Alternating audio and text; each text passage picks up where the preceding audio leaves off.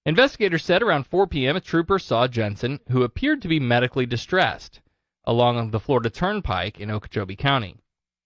Trooper said Jensen was sitting on the grass next to the trooper's cruiser. When the trooper went to get Jensen some water, he got up and stole the cruiser, according to FHP. Highway Patrol said the suspect reversed the cruiser and accelerated toward 3 troopers in an attempt to run them over. He then drove into Osceola County. Troopers responded by deploying stop sticks, according to investigators. Jensen avoided the sticks and drove on the grass median and stopped against a guardrail, according to Highway Patrol. Troopers said he exited the vehicle and ran into the woods. He was arrested and transported to a local hospital for treatment. No troopers or civilians were injured in the incident, according to Highway Patrol. He was also wanted out of Clearwater in a carjacking case. Oh, well, big surprise there. I should tell the story about how I bumped into a car thief at now. No, it's too long of a story. It's not really worth it, guys. Don't worry, you're not missing much. Be thinking of headlines for these, because I didn't write that either. Okay. 37-year-old Fort Walton Beach man Felipe Oquendo was arrested after his girlfriend called for help after he started acting erratically. She told deputies Felipe thought she was cheating on him with a man inside the mattress. Oh, that's special. Oquendo stabbed the mattress with a bedpost and then ripped it apart with his bare hands, according to the arrest report. He had locked the door, preventing letting his girlfriend leave the room, but while he was attacking the mattress, she was able to unlock the door, escape, and call for help. Meth is a hell of a drug. When deputies arrived, Oquendo told them he was fighting the man in the mattress and holding him down, but the man slipped out and left. This hallucination brought to you by meth. Very good. Wow. Florida's number 2 industry. It goes citrus, and then meth, and then tourism, I think. Holy shit. Where was this? Fort Walton Beach. Oh, okay, all right. He admitted to deputies he had smoked meth prior to the incident. Called it. God.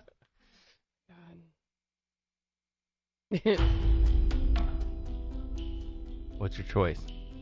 Did you come up with a blurb for the first one? I can, but I can't figure out how to make the word work. No, not the first one, the second one. Oh, well, the second one I've got the meth mattress murderer.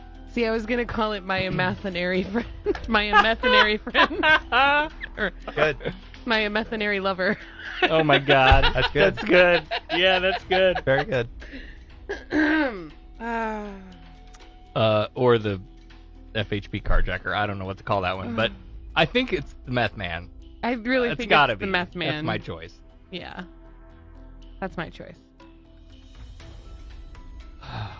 Dan has bypassed Florida man voting to ask if you can talk about your Jeep again.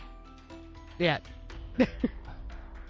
I mean, I'll give you an update. Sure. I can give you an update. Okay. Yeah. Trooper Scooper.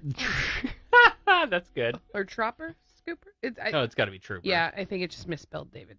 Put 2 P's in 10. Yeah, it's got to be But Trooper. it's got to be Trooper. Yeah, it Scooper. got to be. Okay. Okay, so the Jeep. So we did get the money from the other driver's insurance for the Jeep damage. And I ordered my new Jeep.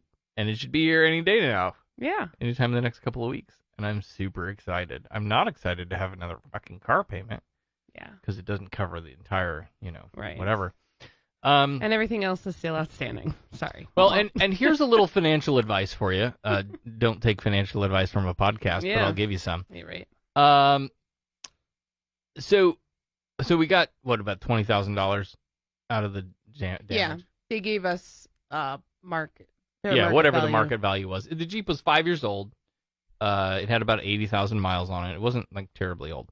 And we really did get more. And it was in good shape. I looked around online for the same model, same year, same stuff. We really did get a little bit more than what we were expecting, considering what's on the market right now in that year. So right. So our options were, we have 2 credit cards that are 14% interest or some garbage. Nasty. We have a mortgage. We have your car payment, Right. which is about 3.8%. And then we're buying a new Jeep. So here's my financial advice. If $20,000 falls in your lap, Listen to your wife when she says, "Hey, we should pay off the credit cards." whatever. Yeah, so we could have put $20,000 down on a new Jeep and had a very minimal payment on what was left, $10,000. Yeah. Or we could pay off the credit cards and have a car payment again. But no credit card payments. But no credit card payments. And a lower interest rate. Exactly. Yeah. Exactly. Yeah. Right? So pay off the high interest stuff first. Get rid of that. In fact, and I probably picked this up from Phil Ferguson, but I was doing it wrong. So wait, hold on. Are you recording this? Everybody caught that, Sarah, right? This is Sarah was wrong. So you listen to opening arguments. I don't do. you? Yes. Yeah. Yeah. And I was doing this in an effort to reduce the monthly payment. So here's the thing, right? So you have your mortgage payment, right? Or your car payment or whatever. That's static. And if you overpay every month, pay a little bit more in principal and make sure that it goes to the principal. There was one account we had to call every time I made a payment to say, yeah. okay. I think that was your Jeep. Yeah, it might have been. Yeah, pretty sure that was, yeah. To say, please make sure this extra amount of money that I sent you goes towards the principal. Yeah. So by reducing the principal, then the interest recalculates, and it either the next time you make a payment, you're paying more of the principal, right? Even on your regular payment, right? Yeah. So, and it's kind of like up to your choice. You can either shorten the term of your loan by doing that, or you can reduce the amount of the total payments over the course of the length of the term of it. So that's what I was doing. Don't do that. It's at a fixed rate. It's a low fixed rate. Screw that. Pay off your high interest stuff first. It seems like it makes like perfectly good sense when you say it out loud and think about it. But you know what I mean? Like, and we were paying our credit cards down. But you're living in the moment. You're going, oh crap, we got, yes, this that big, huge. I'm looking at that. So I'm looking at the mortgage payment is this amount, and it's always this amount every month. Yeah. And the credit card payment might be different, just depending on how much we use it, or right. Because there for a time we were really good about spend for a month, pay it all off, and then life smacks you. Then in life the face hits you. Yeah. Down to one vehicle, and you're trying to Uber everywhere. So the Phil Ferguson advice would be, rather than paying additional principal, invest that money in something that's going to give you a good return. But I'm not an investor, so don't take investment advice from a podcast either. She says not she my skips the last. Not my podcast. Listen to the Phil Ferguson show if you want real investment advice. Okay. What's going on? What's coming up? Are we doing shows like normal? Oh, next Saturday I'm recording with Left at the Valley. It's a Canadian podcast. Bunch of heathen atheists in Canada. So I'm going to be doing that. That'll be fun. Well, we'll be in let's see. There's a lot of stuff going on with the atheist community of Polk County. If you're local and you want to get involved with that stuff, go to polkatheists.org. I'll be in Tampa on Thursday. Wait, where are you going? What? Oh, the field trip. I'm going to the zoo. Jesus. Speaking of crazy animals. Kidding. You got crazy animals here. Why you need to go anywhere? Sometimes it's nice to watch different crazy animals in their natural habitat. Right. Not in their forced one. Jesus Christ. What else we got? I see dentist appointments and... Okay, we don't need to do the whole family calendar. Joseph, where can we find your stuff again? What's going on? I'm just telling you. If people want to know more about the Central Florida Freethought community and get involved and find your they can go to the website at cflfreethought.org. They can go to a Facebook page, CFL Freethought. We got a Twitter feed, CFL Freethought. I think you see a pattern here. We got a YouTube page or YouTube channel where you can find all those good invocations. And next week we got the invocation in Polk County and the Winter Garden petition presentation. We have monthly meetings. We have a park cleanup. We have social gatherings. we're just imitating what the ACPC is doing. That's not true at all. He's That's got the that opposite. backwards. That's Totally the opposite. Yeah. Yeah, we totally stole your playbook. What are you talking about? Yeah, you can find all those events at the Facebook page and the website and stuff. So cool. Awesome. Well, thank you again for coming down to the show. Glad to, anytime. And sharing your passion around secular invocations. We do appreciate the work that you're doing. Sign the petition. Yeah. Yes, and that URL again, tinyurl.com/WG petition. All right. Well, that's going to do it for this week. We want to, as always, thank you all for listening. We want to thank the patrons for patroning. Thanks to all the people speaking out against Pastor Manning, and thanks to Pat Robertson, I guess. We'll see you next week at 8 p.m. on the Facebook Live. You've been listening to SarahTalk. SarahTalk is made possible by listener support.